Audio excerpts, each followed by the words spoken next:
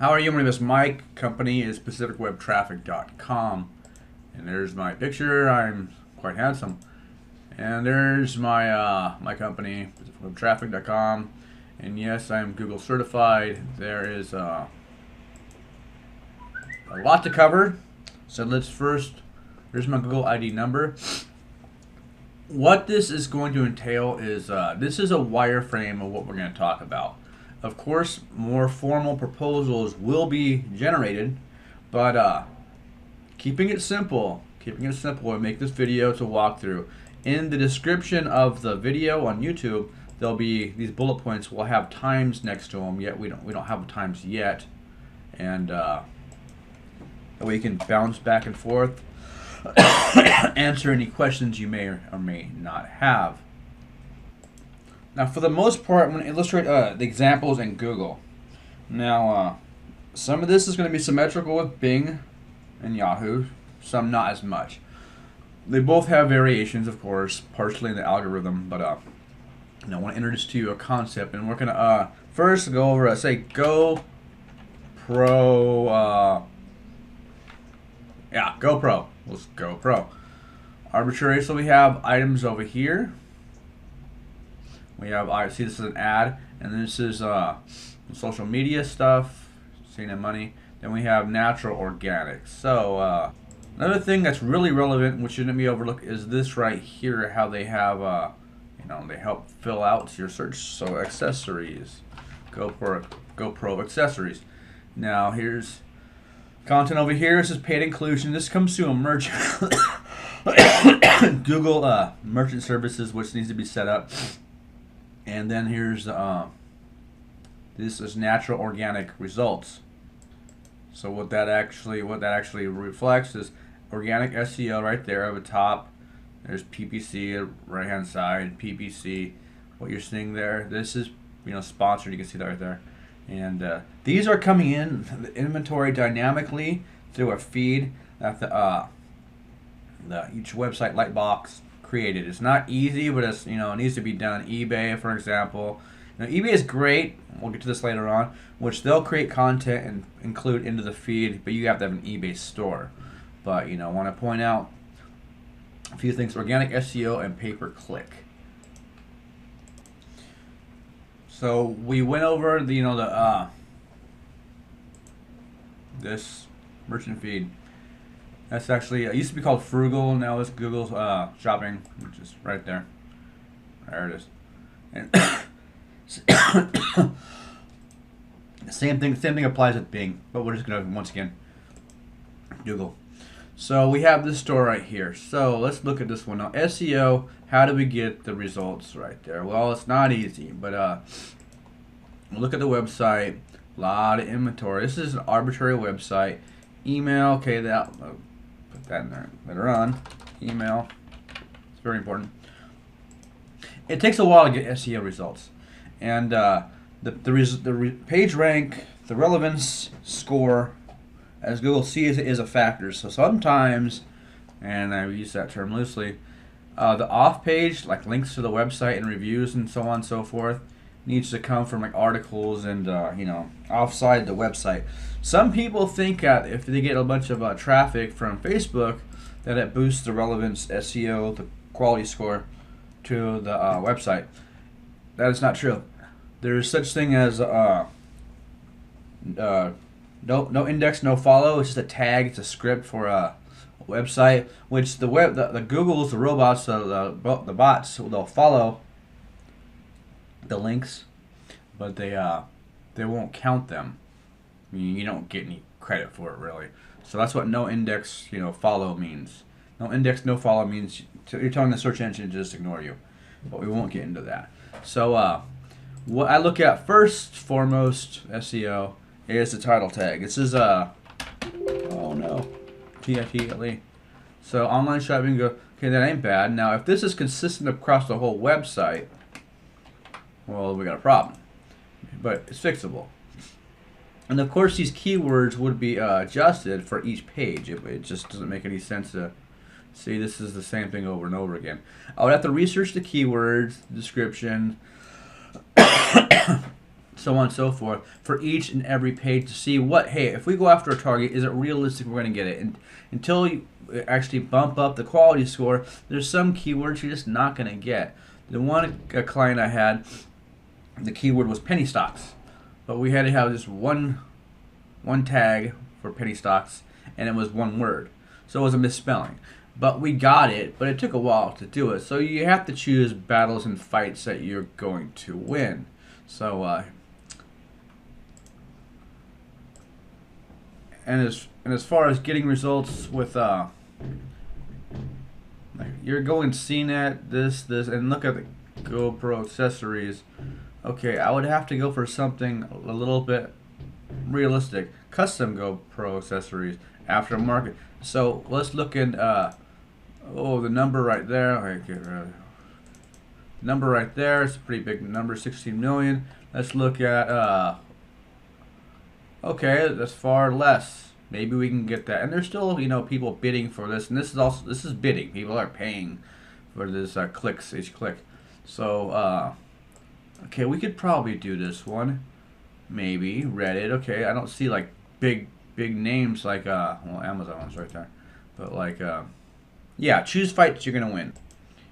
What that means is keywords you're gonna succeed at. And then you build up. But SEO, it's all going to come back to getting natural results. I could lose you in ranting about that, but what's the point? We're going over a strategy for an e-commerce website, how we can get some traffic, some conversions, make some money off the website. Now here's a e-commerce client, and we can see there's a lot going on here. It's gonna be very, very complex. We're gonna filter down to refining as to what's rendering results, what's converting. So all enable campaigns. So we have dynamic search. It's where I create ads and kind of let the search engines create ads to help according to what people are searching for. That's why it has dynamic. This can be very competitive, very confusing. Remarketing, we'll get into that later on. We have just standard keyword search, which is great. We have a set of keywords which, say GoPro accessories, for example, and people search it. Okay, there's the results we saw earlier. PLA, that's for product listing ads. Remember those ads we saw on the side? See the ads we saw on the side? Those come from the merchant feed.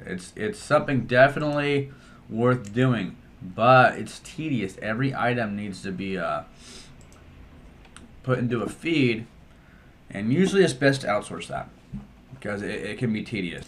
Now, what's good for one is also good for the other, meaning if you have a dynamic feed, sometimes it's a spreadsheet of your inventory, the images, the price, your shipping policy. You can just export that and put it into merchant services. Sometimes it's best to have a data feed custom made off your website. So custom made coming right off the server.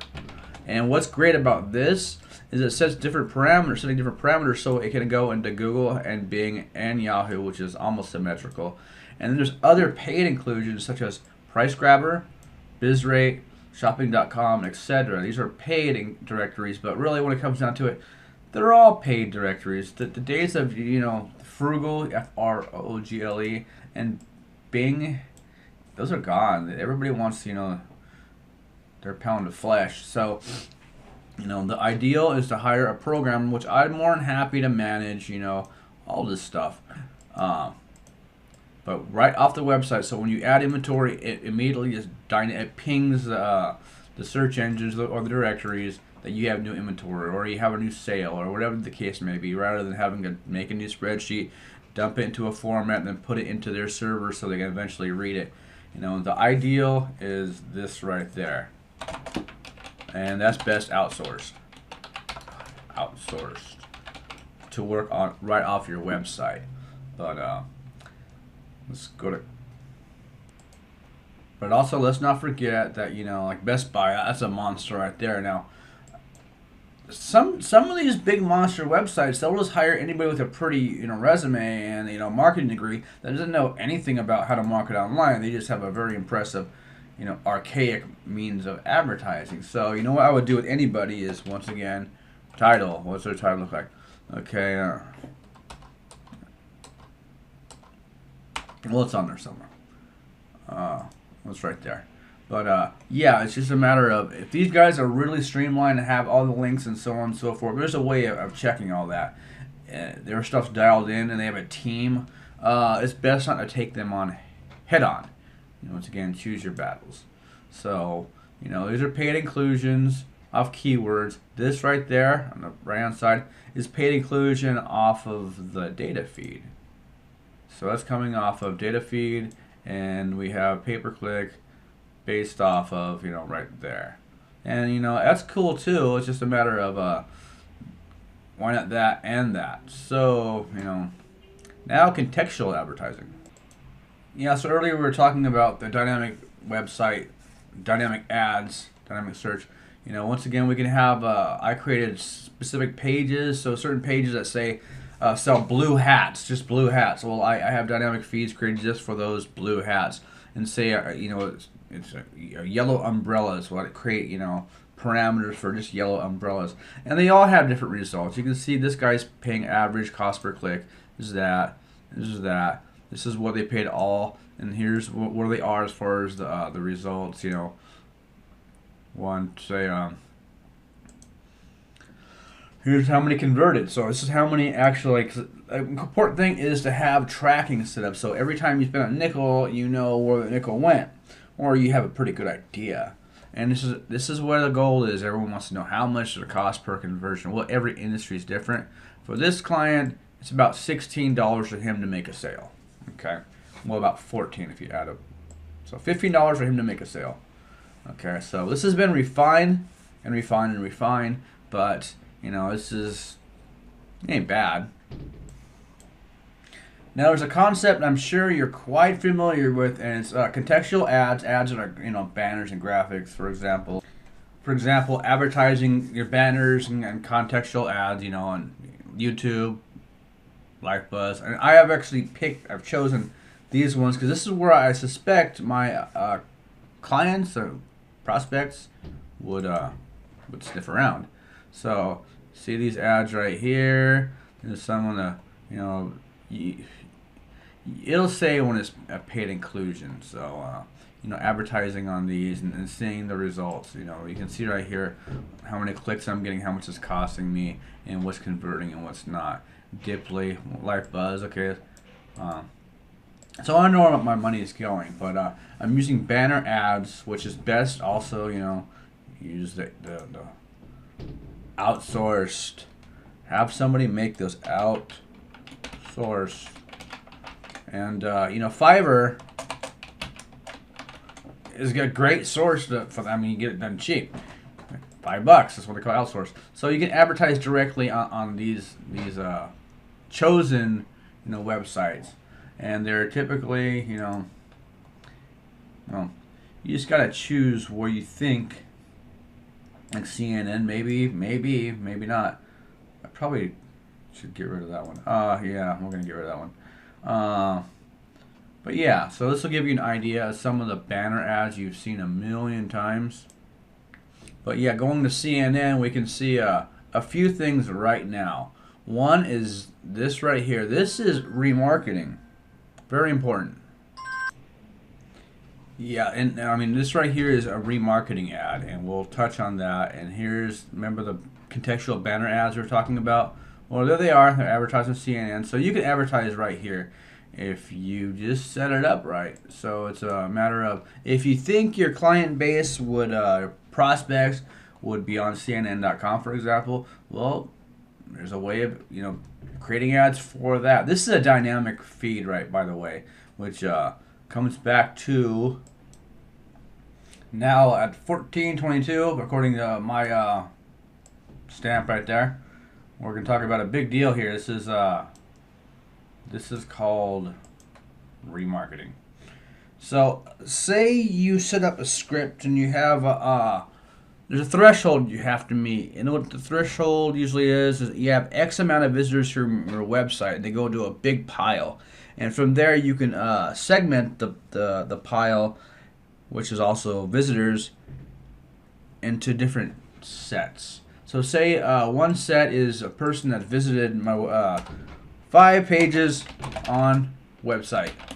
Okay, that's a demographic, we'll say.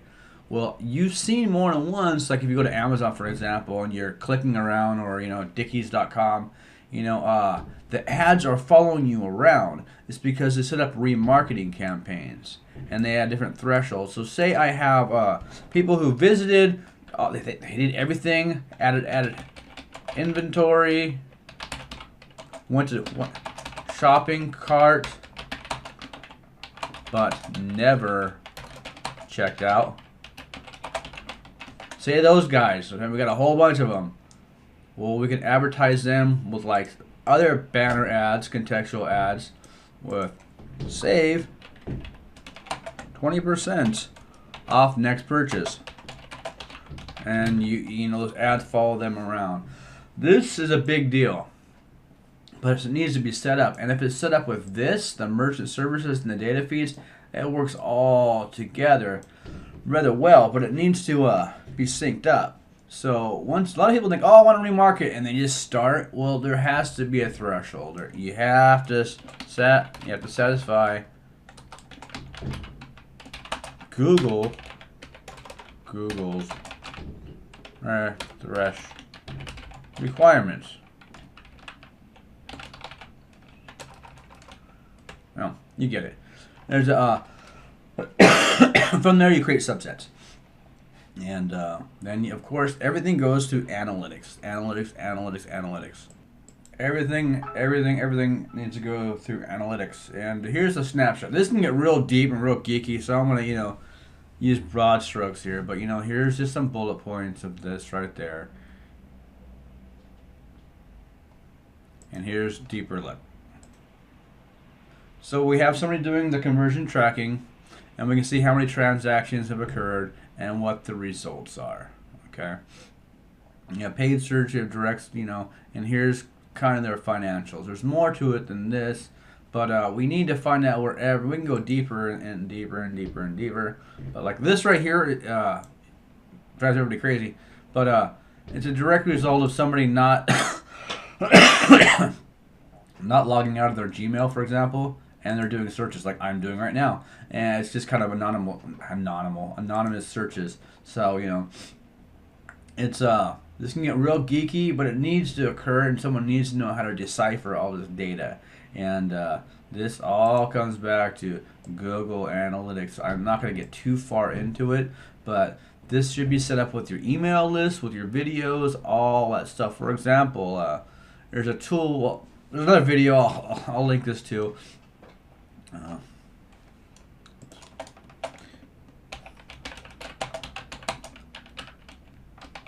I'll put that in there, another link to that one, and it just kind of shows you, you know, how to track your email list. See this right here, we can see what's converting, what's not. It's just not hoping for the best, stabbing in the dark. See the so in this country, there's a holiday every month. So, I mean, you know what's coming up. Everybody has a calendar. You know, I look either 3 weeks out, 21 days, or 90 days out. It depends on what the holiday is. Like right now, I would assume if somebody had a new campaign, we're going to miss Valentine's Day. We can try with certain keywords, but with the SEO, it just takes time for the search engines to index, catalog, and see the changes. But with what is happening, say right now, you know, I don't know what's happening right now, but we do pay-per-clicks real time. Social media, if we don't have a social media campaign, we create one, and we do it in real time. And then the safety net, all that is, hey, you know, Cyber Monday special, blah, blah, blah, blah. The email list, if you don't have an email list now, well, you start building it. It's takes a while, but a while's going to pass either way. So this is the ideal, you know. The analytics, now with YouTube video ads, we've all seen those annoying ads where you go to look at a video on you know, YouTube. We have a few different ways of advertising. So I say I got a GoPro videos over here. Now there's ads right here. Okay, these people chose to be right there. There's right here on the right hand side contextual ads, and there's going to be an ad on top of this. So hey, what's this right here? So see, now you have this TrueView ad right here, and I can't get past it. I'm kind of a hostage, and I have to watch this. Well, we can do that too. It's just a matter of choosing your battles. And over here we have these on the side too. So, YouTube advertising. YouTube advertising is inexpensive in comparison to some of these other methods. Now, granted, once you get a threshold going for remarketing, it's far less expensive because you already have them kind of in your net. But this is the cheapest way to go off the gate. Now, of course, there's supplemental things like Amazon, eBay stores, social media, and ad placement. It's pretty expensive. Ads are inexpensive with social media, and then we have the email list too. So there's a lot going on with the e-commerce platform and a campaign, and a lot to take into consideration when going out there. And you need someone at the helm that knows what they're doing, because the days of just hoping for the best, well, you can do that, but what are you really risking? So hope this explains a lot about the ideal aggressive e-commerce campaign. If you have any questions, feel free to give me an email, ewebmarketing1@gmail.com. My name is Mike, and there's my Google certification ID. I've been doing this for over 12, 13 years. Doing it for a while. A lot of changes that has occurred, but I know it's a lot of data, and I know this wireframe right here is like, well, this is not the most professional looking thing in the world. Of course not. I have far more formal proposals, which go, in writing kind of what I would do, but you don't really understand it because it's gobbledygook. This walks you through a prospect through what I'm going to do if they hire me and they want to go all guns blazing. This is pretty much a template for anything, whether you want to sell shoes on the internet, or you want to sell GoPro items, or you're selling beanies, or those little hover boards which don't really hover at all. So hope all is well, and hope it made sense. If it doesn't make any sense, let me know. Once again, the bottom of the screen will have time codes where you can just click on this and bounce around. So that's it. Have a good day. Bye.